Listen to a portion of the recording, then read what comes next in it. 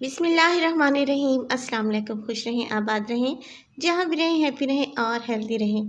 तो मैं हूँ फ़ायज़ा और वेलकम करती हूँ आपको चटपटे पकवान में। आज की चटपटे पकवान में आप लोगों के लिए लाई हूँ एक बेहतरीन और शानदार सी रेसिपी। आज मैं बना रही हूँ बीफ भुना मसाला, या जिसे बीफ कढ़ाई गोश्त भी कहा जाता है। बहुत ही आसान सी तरकीब है। तो बीफ तो हर घर में बनता है, आप मेरी इस रेसिपी को ट्राई करें, आपको खाकर मज़ा ही आ जाएगा। आप इसे किसी दावत में बना सकते हैं, इसके अलावा ईद पर तो इसको लाज़मी ट्राई करें। बहुत ही ज़बरदस्त किस्म की ये बीफ कढ़ाई तैयार होती है। तो चलें जी, जल्दी से स्टार्ट करते हैं और चलते हैं अपनी रेसिपी की तरफ। तो मज़ेदार सा बीफ भुना मसाला बनाने के लिए एक कढ़ाई में मैं डालने लगी हूँ 1 किलो मेरे पास मिक्स गोश्त है, यानी कि इसमें बोनलेस पीसेस भी हैं और देखें हड्डी वाला गोश्त भी मैंने इसमें शामिल करवाया है। तो आपको अगर हड्डी वाला गोश्त पसंद नहीं है तो आप इसमें बोनलेस बीफ भी ले सकते हैं, मगर मैं यहाँ पर दोनों का ही इस्तेमाल कर रही हूँ। इससे फ्लेवर बहुत ज़्यादा बढ़ जाता है। 2 मीडियम साइज़ के मेरे पास हैं प्याज, जिन्हें मैं काट के डाल दूँगी। चिकन की कढ़ाई में अमूमन प्याज शामिल नहीं किए जाते, मगर मटन और बीफ की जो कढ़ाई हम बनाते हैं उसमें प्याज डालते हैं, ताकि हल्की सी इसमें ग्रेवी आ सके और खाते वक्त ये बहुत ही टेस्टी लगती है। तो प्याज शामिल करने के बाद रफली ही मैंने इनको काट लिया है। इसके बाद इसमें डालूँगी अदरक और लहसुन का पेस्ट, 1 टेबलस्पून भर के डाल देंगे। नमक डालेंगे 1 टीस्पून, या अकॉर्डिंग टू योर टेस्ट कम या ज़्यादा कर सकते हैं। इसके अलावा इसमें जाएगा पानी इसमें डाल रही हूँ मैं 2 से ढाई गिलास। अगर आप प्रेशर कुकर में बना रहे हैं तो पानी की क्वांटिटी को कम कर लें और इसको आप वेट पे लगा दें तकरीबन 15 से 20 मिनट के लिए। मैं पानी डालने के बाद फ्लेम को ऑन कर दूंगी और इसको पकाऊंगी मैं 40 मिनट तक, ताकि जो बीफ है वो अच्छे से टेंडर और सॉफ्ट हो जाए। तो आपने इस बात का ध्यान रखना है कि इसको टेंडर होने में 40 से 45 मिनट लग सकते हैं, और ये बीफ की क्वालिटी पे भी डिपेंड करता है कि बीफ आपने कितनी अच्छी क्वालिटी का लिया है। तो यहाँ पे देखिए मैंने फ्लेम को ऑन कर दिया है और मीडियम फ्लेम पे इसको 40 मिनट तक पकाएंगे, और ये बॉयल होना शुरू हो चुका है। 40 मिनट हो चुके हैं इसे पकते हुए। आप देख रहे हैं पानी इसका तकरीबन खुश्क होने वाला है। चलें जी, बीफ को चेक कर लेते हैं कि ये टेंडर हुआ कि नहीं। और माशाल्लाह से जो प्याज मैंने इसमें डाले थे वो देखें सॉफ्ट होकर एक ग्रेवी की शक्ल में आ गए हैं। तो ये देखें, एक पीस उठाएंगे और इसको चेक करेंगे नाइफ़ की मदद से, और ये देखें माशाल्लाह से ये अच्छा सा टेंडर और सॉफ्ट हो चुका है। बस जी, इस स्टेज पे हम इसमें शामिल करेंगे मज़ीद कुछ चीज़ें और इसे बनाएंगे बहुत ही बेहतरीन और खुशबूदार सा बीफ भुना मसाला। तो देखिए मैं इसमें डालने लगी हूँ घी आधा कप। अगर आपको कोई हेल्थ इशू है तो आप यहाँ पे ऑयल का इस्तेमाल भी कर सकते हैं, मगर कढ़ाई जो होती है वो घी में ज़्यादा टेस्टी बनती है। 2 बड़े साइज़ के टमाटर हैं, जिन्हें मैंने देखें बारीक बारीक सा स्लाइस कर लिया है, ताकि ये सॉफ्ट हो जाएं जल्दी से और अच्छी सी ग्रेवी तैयार हो जाए। क्योंकि बीफ को हमने पहले ही सॉफ्ट और टेंडर कर लिया है, तो अब जो काम हम करेंगे सारा वो हाई फ्लेम पे करेंगे। तो फ्लेम को हाई कर दें और दोबारा से इसको कवर लगा दें 5 मिनट के लिए, ताकि जो टमाटर हैं वो इसमें अच्छे से घुल जाएं। तो मैं इसको कवर लगा रही हूँ। माशाल्लाह से 5 मिनट के बाद मैंने चेक किया तो ये देखिए टमाटर की अच्छी सी ग्रेवी बन गई थी, और यही ग्रेवी हमें अपनी बीफ कढ़ाई में चाहिए। तो देखें कितना अच्छी सा कलर आया है टमाटर डालने से, और टमाटर कितने अच्छे से इसमें जाके घुल गए हैं। तो अब इस स्टेज पे मैं डालूँगी, मेरे पास है लाल मिर्च का पाउडर। मैं 1 टेबलस्पून भर के डाल रही हूँ। आप अपने टेस्ट के अकॉर्डिंग इसको कम या ज़्यादा कर सकते हैं। तो लाल मिर्च का पाउडर हमने इस स्टेज पे डालना है और इसको मिक्स कर लेंगे और इसको भूनेंगे जब तक कि ऑयल ऊपर नहीं आ जाता, और जो हमने इसमें सुर्ख मिर्च का पाउडर शामिल किया है उसका कच्चापन नहीं चला जाता। इसमें और मिसाले भी शामिल होंगे, मगर वो मैं आपको आखिर में बताऊंगी। तो देखें इसको मैं भून रही हूँ हाई फ्लेम पे। वीडियो अगर आपको अच्छी लगे तो प्लीज़ वीडियो को लाइक करें और चटपटे पकवान को सब्सक्राइब भी कर लें। तो ये देखें यहाँ पे 5 मिनट मैंने इसको हाई फ्लेम पे भूना है। आप देख रहे होंगे किनारों से घी अलहदा हो चुका है। इसका मतलब है हमारा जो बीफ था अच्छे से भून चुका है। 1 कप के बराबर इसमें मैं फेंट के डाल दूँगी दही। अगर दही ज़्यादा खट्टा है तो आप इसकी क्वांटिटी को कम कर लें। तो यहाँ पे देखिए मैंने दही डालने के बाद इसमें डालने हैं कुछ और स्पाइसेस, जो बिल्कुल हमने दही डालने के बाद ही इसमें शामिल करने होते हैं, क्योंकि अगर ये स्पाइसेस पहले डाल देती तो इनका वो फ्लेवर और मज़ा ना आता। 1 टेबलस्पून भर के डालूंगी मैं इसमें धनिया पाउडर, 1 टीस्पून डाल रही हूँ मैं इसमें ज़ीरा पाउडर। इसके अलावा 1 टीस्पून इसमें डालूंगी काली मिर्च का पाउडर। ये तीनों मिसालें आपने इस स्टेज पे शामिल करनी हैं। जब आपने बीफ में दही डालनी है उसी वक्त आपने इसमें धनिया पाउडर, ज़ीरा पाउडर और काली मिर्च का पाउडर ऐड कर देना है। तो ये मिसालें डालने के बाद हम इसको हाई फ्लेम पे भूनेंगे जब तक कि ऑयल ऊपर नहीं आ जाता और मज़ेदार सी हमारी बीफ कढ़ाई तैयार नहीं हो जाती। इंतहाई शानदार सी खुशबू आ रही है, यकीन करें आप इस रेसिपी को ट्राई करें, आपको बहुत ही पसंद आएगी। तो देखें मज़ीद 5 मिनट के बाद कितनी अच्छी सी हमारी बीफ कढ़ाई तैयार हो चुकी है। इंतहाई आसान, सबसे एंड में इसमें डालूँगी मैं बारीक कटी हुई हरी मिर्च है मेरे पास और इसके अलावा इसमें डालूँगी मैं बारीक कटा हुआ हरा धनिया। आप इसमें बारीक स्लाइस की हुई अदरक का भी इस्तेमाल कर सकते हैं, क्योंकि वो अभी मेरे पास अवेलेबल नहीं थी तो मैंने शामिल नहीं की। ये चीज़ें डालने के बाद आप इसको मिक्स कर लें और सर्व करें गरम गरम नान के साथ, पराठों के साथ और चपाती के साथ। यकीन करें आप उँगलियां चाटने पर मजबूर हो जाएंगे। बहुत ही ईजी सी रेसिपी है, घर में लाजमी ट्राई करें और अपना फीडबैक दें। तो अगर आप चाहते हैं घर में देगी कोरमा बनाना बिल्कुल दानेदार और उसका टेस्ट भी शादियों वाला हो, तो ट्राई करें इस देगी कोरमे की रेसिपी को। आज आपके लिए मैं बना रही हूँ बीफ देगी कोरमा। यकीन करें ये इतना टेस्टी है कि जब आप इसको बनाएंगे तो आपका हाथ नहीं रुकेगा और आप इसको खाते ही चले जाएंगे। बेहतरीन सी रेसिपी है, लाजमी ट्राई करें। घर में मौजूद अशिया से ही मैंने इसको तैयार किया है और आप इस देगी कोरमे की लुक देखें, माशाल्लाह से बीफ को देखें कितना टेंडर और जूसी है और इसकी ग्रेवी कितनी मज़े की तैयार हुई है। तो चलें जी जल्दी से स्टार्ट करते हैं और बनाते हैं मज़ेदार सा देगी कोरमा। तो परफेक्ट देगी कोरमा बनाने के लिए कढ़ाई में मैंने ले लिया है 2 कप ऑयल। आप यहाँ पे घी का इस्तेमाल भी कर सकते हैं और ऑयल डालने के बाद इसको तेज़ गरम कर लेंगे हाई फ्लेम पे और इसके गर्म होते ही इसमें डाल दूँगी मैं 3 मीडियम साइज़ के प्याज हैं जिन्हें मैंने स्लाइस कर लिया है। तो तेल को यहाँ पे अच्छा खासा गर्म होना चाहिए, इससे क्या होगा कि प्याज का मॉइस्चर जल्दी से ख़त्म हो जाएगा और प्याज भी अच्छे गोल्डन फ्राई होंगे। एक और टिप आपको देती चलूँ, जब भी आप प्याज फ्राई करें हलीम के लिए या फिर बिरयानी के लिए या फिर कोरमे के लिए, एक चुटकी नमक का इसमें ज़रूर ऐड करें। इससे क्या होगा कि प्याज हमारी इवन ब्राउन होगी, कहीं से थोड़ी या कहीं से ज़्यादा नहीं होगी ब्राउन, बल्कि ये देखें एक जैसा ही कलर आएगा। तो देखिए प्याज लाइट गोल्डन कलर में आ चुकी है, बस हमें इतना ही कलर चाहिए था। अगर इससे ज़्यादा हम इसको डार्क करेंगे तो फिर कोरमे का कलर ब्लैक की तरफ चला जाएगा, जो कि हमें नहीं चाहिए। तो आपने सारे प्याज को निकाल लेना है और इसको प्लेट पर फैलाकर एक साइड पे रख दें। अब जिस कढ़ाई में मैंने 2 कप ऑयल शामिल किया था, इसमें से 1 कप ऑयल मैं निकाल लूँगी और फ्लेम अभी ऑफ है तो इसमें डालूँगी मैं 1 किलो मेरे पास है बीफ। ये मिक्स गोश्त मैंने लिया है, इसमें हड्डी भी है और बोनलेस पीसेस भी हैं। तो अच्छे से धोने के बाद मैंने इसको शामिल कर दिया है ऑयल में और ऑयल में शामिल करने के बाद इसमें डालेंगे मज़ीद कुछ चीज़ें। तो चलें देख लेते हैं कि क्या कुछ इसमें शामिल करना है। सबसे पहले इसमें डालूँगी मैं नमक 1 टीस्पून या अकॉर्डिंग टू योर टेस्ट। इसके अलावा इसमें जाएगा हल्दी, तो हल्दी डालूँगी मैं इसमें 1/4 टीस्पून। इसके बाद इसमें शामिल होगा सबसे मेन इंग्रेडिएंट, ये है धनिया पाउडर 1 टेबलस्पून भर के इसमें शामिल कर देंगे। अब इसमें डालूँगी मैं सुर्ख मिर्च का पाउडर 1/2 टेबलस्पून। ये डालने के बाद इसमें डालूँगी अदरक और लहसुन का पेस्ट, तो ये फ्रेश अदरक और लहसुन का पेस्ट है 1 टेबलस्पून। दही डालेंगे इसमें 1 कप और ये अच्छी खासी थिक दही है और आपने इस स्टेज पे इसको फेंटना बिल्कुल भी नहीं है, क्योंकि हम यहाँ पे बीफ दानेदार कोरमा तैयार कर रहे हैं, तो इसी से हमारा कोरमा जो है वो दानेदार तैयार होगा। 2 स्टिक मैंने डाल दिए हैं दालचीनी के, 1/2 टीस्पून मैंने डाला है इसमें सफ़ेद ज़ीरा। इसके अलावा 2 बड़ी इलायची हैं, 3 से 4 लौंगे हैं और इसमें शामिल करेंगे 8 से 10 दाने हैं काली मिर्च के। तो ये चीज़ें शामिल कर दें और इसको अच्छे से मिक्स कर लें। तो गोश्त को हमने धोकर डाला था, इसका अच्छा खासा पानी रिलीज़ होगा। इसके बाद जो हमने इसमें दही शामिल की है वो भी अपना पानी छोड़ेगी। तो हमने इसको यहाँ पे देखें मिक्स करने के बाद इसको ढक कर रख देंगे तकरीबन 40 से 45 मिनट के लिए और बीच बीच में से चेक करते रहेंगे कि जो हमारा बीफ है वो टेंडर हुआ कि नहीं। अगर ज़रूरत महसूस करें तो फिर आप इसमें 1 से 1.5 कप पानी का भी डाल सकते हैं ताकि बीफ अच्छे से सॉफ्ट और टेंडर हो जाए। तो इसको ढक देते हैं और 5 मिनट के बाद चेक करेंगे कि पानी की क्वांटिटी कितनी है। तो देखें 5 मिनट के बाद मैं इसको चेक करने लगी हूँ और ये देखें, आप देख रहे हैं कि बीफ ने और दही ने अच्छा खासा पानी छोड़ा है। तो इस स्टेज पर मैं इसमें अभी पानी शामिल नहीं करूँगी। पहले हम इसको पका लेंगे 40 मिनट के लिए बिल्कुल लो फ्लेम पे।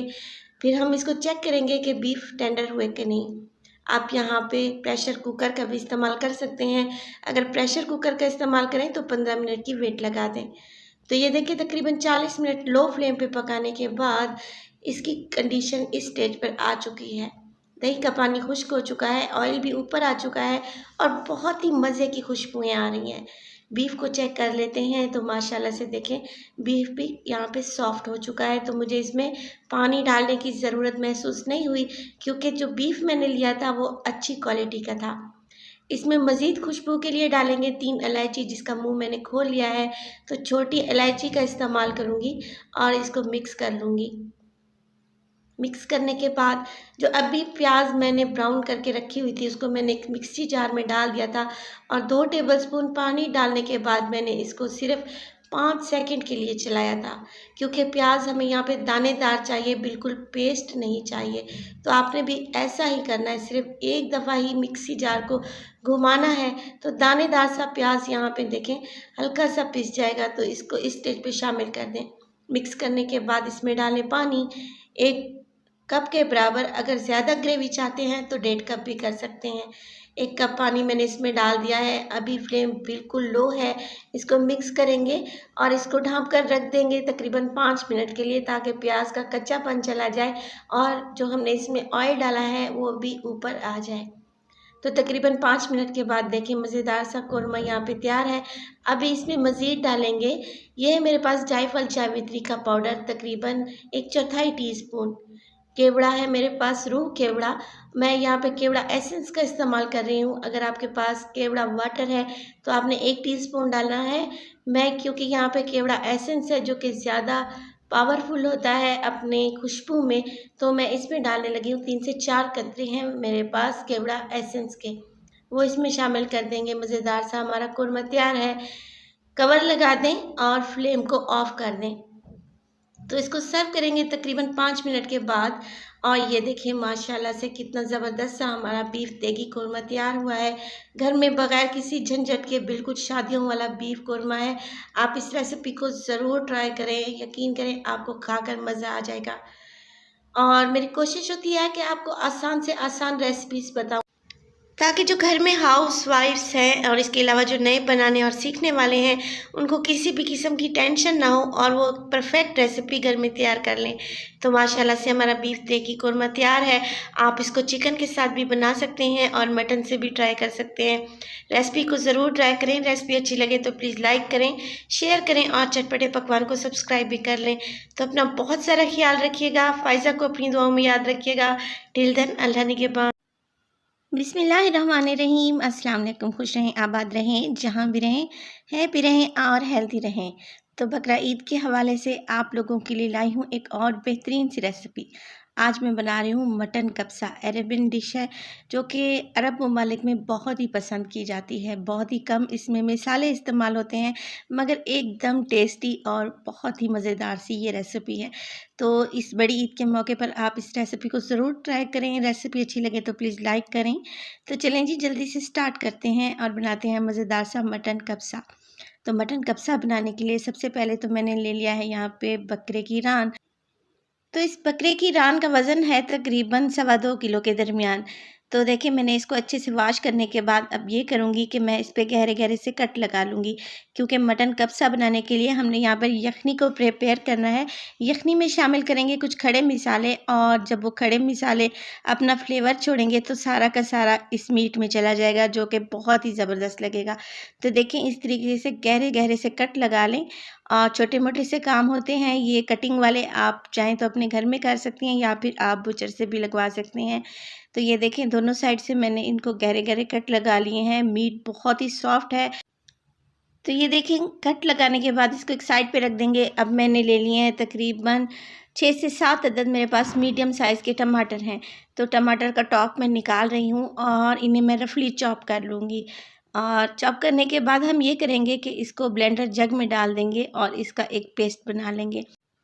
तो देखिए, अगर ज़रूरत महसूस करें तो आप इसमें 2 से 3 टेबलस्पून पानी के भी शामिल कर सकते हैं ताकि अच्छा सा पेस्ट बन जाए। मैं इसमें पानी शामिल नहीं कर रही और देखें एक स्मूथ सा मैंने इसका पेस्ट तैयार कर लिया है। और अब इसको एक साइड पे रखेंगे, इसका इस्तेमाल मैं आपको बाद में बताऊँगी। एक पतीले में मैं ले रही हूँ, 1 कप मेरे पास है ऑयल, आप यहाँ पर घी का इस्तेमाल भी कर सकते हैं, घी में कब्सा ज़्यादा अच्छा बनता है। इसमें डालूँगी मैं 2 मीडियम साइज़ के मेरे पास है प्याज़, जिन्हें मैंने ऑमलेट कट में काट लिया है। अब देखें, प्याज़ को यहाँ पे हम कलर नहीं देंगे क्योंकि कब्सा में प्याज़ को कलर नहीं दिया जाता। जूँ ही ये ऑयल गरम होगा और प्याज़ फ्राई होने लगेंगे, इसमें डालेंगे कुछ खड़े मसाले। मेरे पास है छोटी इलायची 5 से 6 अदद और लौंग भी 5 से 6 अदद हैं। दालचीनी की 3 अदद स्टिक्स हैं और इसके अलावा मेरे पास 2 बे लीफ हैं, यानी कि तेज़पात। तो बस जी यही मसाले जाएँगे कब्सा में और इनको मिक्स कर लेंगे। आप देख रहे हैं साइडों से प्याज़ गोल्डन होना शुरू हो चुका है, जो कि हमें नहीं चाहिए। तो मैं ये करूँगी कि फ़ौरन से इसमें डाल दूँगी टमाटर की प्यूरी, जो अभी मैंने बना के रखी हुई थी। तो ये देखिए, टमाटर की प्यूरी इसमें शामिल कर देंगे ताकि प्याज ज़्यादा गोल्डन ब्राउन ना हो, और मिक्स कर लेंगे। मिक्स करने के साथ साथ हम ये करेंगे कि इसमें डालेंगे मज़ीद कुछ स्पाइसेस, मगर स्पाइसेस बहुत ही कम हैं। और यहाँ पे देखिए, मैं इसमें डालने लगी हूँ 1 टेबलस्पून नमक या अकॉर्डिंग टू योर टेस्ट। इसके अलावा 1 टेबलस्पून मेरे पास है काली मिर्च का पाउडर। तो ये चीज़ें शामिल हो जाएंगी इस स्टेज पर। हल्दी डालने लगी हूँ इसमें 1 टीस्पून के बराबर। हल्दी ऑप्शनल है, अगर आप हल्दी पसंद नहीं करते तो आप इसमें स्किप भी कर सकते हैं, मगर मैं थोड़ा-सा कलर लाने के लिए इसमें हल्दी डालूँगी। अब मैंने इस मसाले को भून लेना है यहाँ तक कि ऑयल ऊपर आ जाए और टमाटर भी अच्छे से भुन जाए। तो देखिए, मसाला हमारा अच्छा सा भुन चुका है। अब जो रान जिसको मैंने कट लगा के रखे हुए थे, वो मैं इस मसाले में शामिल कर दूँगी। और देखें, ये काफ़ी बड़ी रान है और मुझसे तो ये पलट भी नहीं रही, इसलिए मैं ये करूँगी कि चम्मच की मदद से इसको एक साइड से भी 5 मिनट के लिए पकाऊँगी और दूसरी साइड से भी इसको 5 मिनट के लिए पकाएँगे, क्योंकि हम चाहते हैं कि जो रान के जूसेज़ हैं वो इसके अंदर ही सील हो जाएँ। अब मैं इसमें डालने लगी हूँ पानी। पानी में डालूँगी तकरीबन 5 गिलास भर के, क्योंकि रान को इसी पानी में गलना है, सॉफ्ट होना है। और अब ये करेंगे कि इसको ढक्कन लगा देंगे और 40 से 45 मिनट के लिए इसको पकने देंगे, इतना कि गोश्त जो है वो गल जाए, अच्छा सॉफ्ट हो जाए। तो तकरीबन 40 से 45 मिनट गुज़र चुके हैं। चलें जी, चेक कर लेते हैं। तो माशाल्लाह से देखें, यहाँ पे बकरे की रान तकरीबन सॉफ्ट हो चुकी है और इसका मीट जो है वो टेंडर हो चुका है। तो बस जी, हमें इतना ही चाहिए था। अब मैं ये करूँगी कि एक चम्मच की मदद से बहुत ही एहतियात से इस रान को यखनी से निकाल लूँगी। इसका सारा फ्लेवर हमारी यखनी में आ चुका है और बहुत ही मज़ेदार सी खुशबुएँ भी आ रही हैं। इसको एक साइड पे रख देंगे और जो बची हुई यखनी है, ये तकरीबन 3 गिलास मेरे पास बच चुके हैं। 5 गिलास मैंने डाले थे, 3 गिलास बच चुके हैं। अगर आपको यखनी की मिकदार कम लगे तो आप यहाँ पे पानी डाल सकते हैं। तो 2 घंटे पहले से भीगे हुए चावल मैंने इसमें शामिल कर दिए हैं। मैं यहाँ पे सेला राइस का इस्तेमाल कर रही हूँ। आप चाहें तो बासमती राइस में भी इन्हें तैयार कर सकते हैं, उसमें भी ये बहुत ही टेस्टी बनते हैं। तो मुझे यहाँ पे यखनी की मिकदार ठीक लगी, तो मैंने इसमें चावल ऐड कर दिया। अगर आपको यखनी की मिकदार कम लगे तो आप इसमें मज़ीद पानी डाल लें। तो यहाँ पे देखिए, मैं डालने लगी हूँ 3 अदद हरी मिर्चें। ऑथेंटिक रेसिपी में हरी मिर्च यूज़ नहीं होती, मगर मैं जब भी पुलाव बनाती हूँ हरी मिर्च लाज़मी डालती हूँ। इससे बहुत ही अच्छी सी खुशबू आती है पुलाव में। तो देखिए, मिर्च ऐड करने के बाद इसको मिक्स कर लेंगे और इंतज़ार करेंगे जब तक चावल जो है वो 85% तक गल नहीं जाते और पानी जो है वो ड्राई नहीं हो जाता। तो ये देखिए, माशाल्लाह से चावल भी हमारे यहाँ पे तकरीबन तैयार हैं, पानी ड्राई हो चुका है। इसको दम पे लगा देंगे हम 15 से 20 मिनट के लिए, बिल्कुल लो फ्लेम पे, ताकि अच्छे से दम में बाकी के चावलों की कसर पक जाए। अब मैं लूँगी एक तवा और तवे पे मैंने डाला है तकरीबन 2 टेबलस्पून मेरे पास है ऑयल। अब जो रान मैंने निकाल के रखी हुई थी ना, उसको ये करेंगे कि तवे पर हल्का-हल्का सा कलर दे देंगे। 1 से 2 मिनट के लिए हम एक साइड से कलर देंगे और इसकी साइड को चेंज कर देंगे और दूसरी साइड से भी इसको गोल्डन होने तक हम कलर दे देंगे। देखिए, माशाल्लाह से कितना ज़बरदस्त सा कलर आया है और रान कितने मज़े की लग रही है। बस जी, यहाँ पे तकरीबन रान तैयार है। इसको दोनों साइड से कलर आ चुका है, ये ऊपर से क्रिस्पी भी हो चुकी है। चावल की तरफ चलते हैं। तो चावल भी यहाँ पे तकरीबन तैयार हैं, दम मैंने खोल दिया है और ये देखें जी, माशाल्लाह से खुशबूदार हमारे यहाँ पे कब्सा राइस तैयार है। तो बहुत ही आसान सी रेसिपी है, इस ईद पर इस रेसिपी को ज़रूर ट्राई करें। चलें जी, इन्हें सर्व करते हैं और मैं बताती हूँ आपको कि अरेबियन लोग कैसे सर्व करते हैं कब्सा को। तो पहले आपने एक लेयर लगा लेनी है चावल की। ये देखें, इस तरीके से खिले-खिले से चावल होने चाहिए और यकीन करें ये बहुत ही टेस्टी हैं। इसमें सारा का सारा मटन का फ्लेवर है। इसके ऊपर रख देंगे हम ये फ्राई की हुई रान। बहुत ही ज़बरदस्त सी रेसिपी है, ट्राई करें, अपना फीडबैक दें कि आपको मेरी रेसिपीज़ कैसी लग रही हैं। और अगर रेसिपी अच्छी लगे तो प्लीज़ लाइक करें, अपने फैमिली और फ्रेंड्स में भी शेयर करें और चटपटे पकवान को सब्सक्राइब भी कर लें। तो अपना बहुत सारा ख्याल रखिएगा। फ़ाइज़ा को भी अपनी दुआओं में याद रखिएगा। मुझे दीजिए इजाज़त, टिल देन, अल्लाह निगहबान।